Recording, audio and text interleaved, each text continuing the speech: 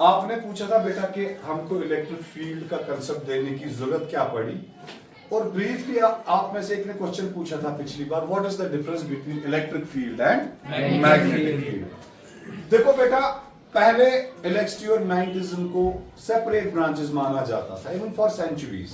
Then it was Hans Christian Oersted जिसने एक experiment किया। Actually he was trying to prepare a lecture, laboratory demonstration for his students, जिसमें उसने ये देखा कि एक करंट कैरिंग कंडक्टर के पास जब कंपास रखा गया तो वो क्या हो गया था, the compass needle got deflected. फिर वो यूनिफिकेशन की बात कैसे आ गई उस पर भी हम ध्यान देंगे। सबसे बड़ी बात यह है कि why do we need to define electric field. देखो बेटा बात क्या है, for example let's assume that at point 1 we will place a positively charged particle q1, and let's suppose that there's another point 2 separated from this q1 by a distance of r, और अचानक यहां पर मैंने एक दूसरा charged particle q2 रखा। What is the nagging question? The nagging question is that how does q1 learn about the presence of q2? यानी कि जो ही मैंने q2 को इस पॉइंट 2 पर रखा, q1 started repelling it.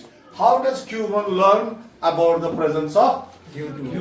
Or you can also say how does q2 learn about the presence of q1? The moment you are placing q2 on the point 2, you will see that q2 starts experiencing a repulsive force because of this q1, and q1 also starts experiencing a repulsive force.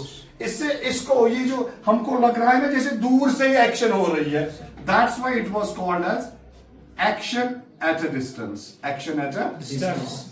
ये Q1 का force Q2 तक किस media से पहुंचता है, क्या mechanism है, किस तरीके से Q1 Q2 को रिपेल करता है। एक्शन एट अ डिस्टेंस जो इसको लेबल किया गया था, इसी चीज को समझाने के लिए इलेक्ट्रिक फील्ड का कंसेप्ट दिया गया। किसका कंसेप्ट दिया गया? इलेक्ट्रिक फील्ड का। और फिर माइकल फैराडे ने आके इलेक्ट्रिक लाइंस ऑफ फोर्स का कंसेप्ट दिया। किसका कंसेप्ट दिया? Electric lines of force.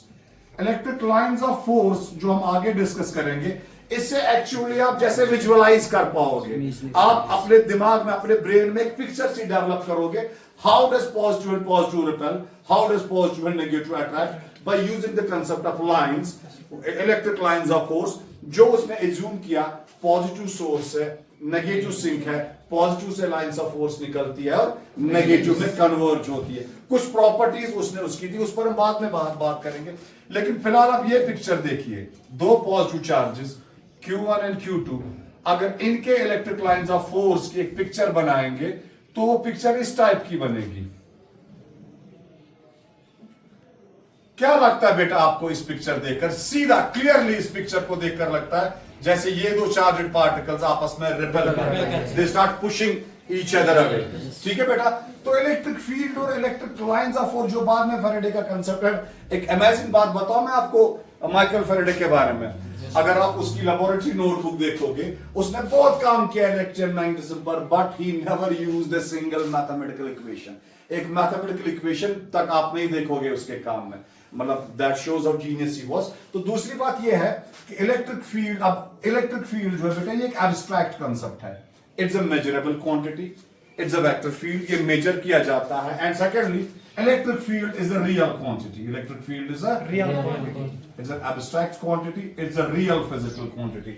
What is light? The photons which you receive from the sun. What is light? Is nothing but it's an electromagnetic wave. Electric field, magnetic field oscillating at 90 degrees to each other with the direction of propagation of wave. You can feel the warmth of these infrared radiations. Your mobile, your communication, all these things ये किस पर काम करते हैं? इन electromagnetic waves पर।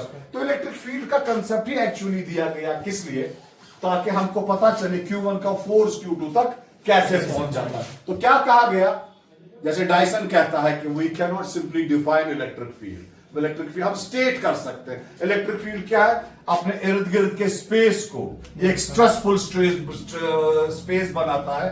उससे हमारी समझ में ये आता है कि Q2 Q1 से और Q1 Q2 से via these electric fields interact करते हैं।